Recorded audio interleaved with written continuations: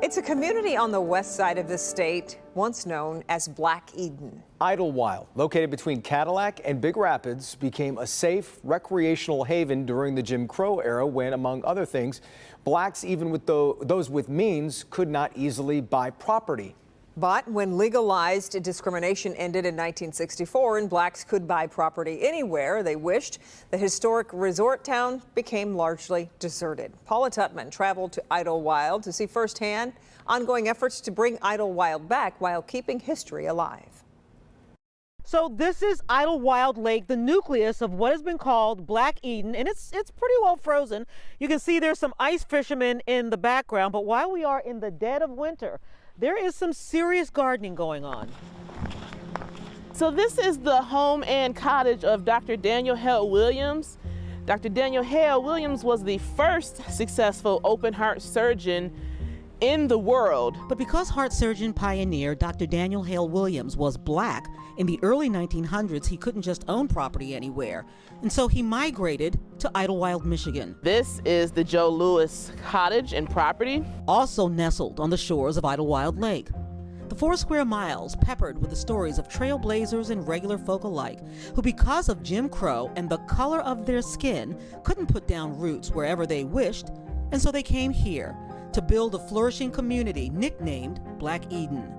They turned the garbage of discrimination into fertilizer and grew a vibrant community, the stuff of legends. This is the Arthur Bragg's Review. I remember little Richard driving in a convertible with sponge rollers in his hair. And I remember the 4 Tops being here.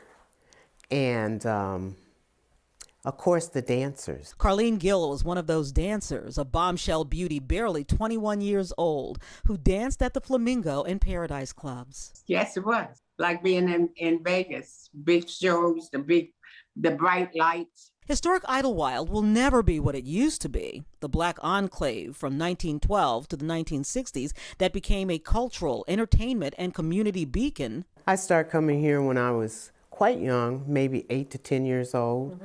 And I would come up on the weekends with my dad, or sometimes we stayed even longer. And we enjoyed swimming at the beach. I felt comfortable in my own skin. But there's something new in the offing. Vice President of the African American Chamber of Commerce in Idlewild, Janet Meeks Martin, is one of lots of people who want to preserve the history so that it doesn't become just a place on an historical marker that says this used to be. It was in the Green Book back in the day. It was one of the safe spaces for people to be able to visit and travel. People with deep roots in this historic soil have developed plans, like Blair Evans, using his engineer's brain and businessman acuity, along with his partner Susan Matus and her connections, to steward the historic Morton Motel into a new role into the community. But they also have a vision for what used to be the skating rink, meeting rooms, entertainment, upscale restaurants. They have a plan and are working on funding sources. They also see a boon in blacks, in particular, visiting and reimagining their place in this historic community. People have come up and discovered Idlewild in the context of experiencing the culture of Idlewild, and that's what they fell in love with. It wasn't this lot on this lake, it's this place. I feel different, and I want to buy into that, and that's what people have been buying into. But the key really is bringing back property ownership and taking it from something like this to something like this. Rebuilding homes not as investment properties, but with an investment in history, with an eye towards generational ownership, passing the property and this legacy to the next generation.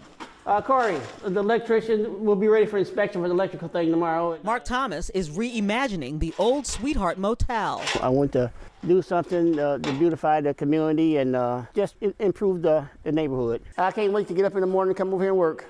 I really can't. I retired in 2000. I was a pipe fitter, but I get up in the morning. I can't wait for the sun to come, so I come over here and do something. I just love it. I just love seeing the community come together, improve. People sticking a lot of money in this place up here, Idlewild itself, and I want to be a part of this process. Paula Tutman, Local 4. An investment in history. Great story, Paula.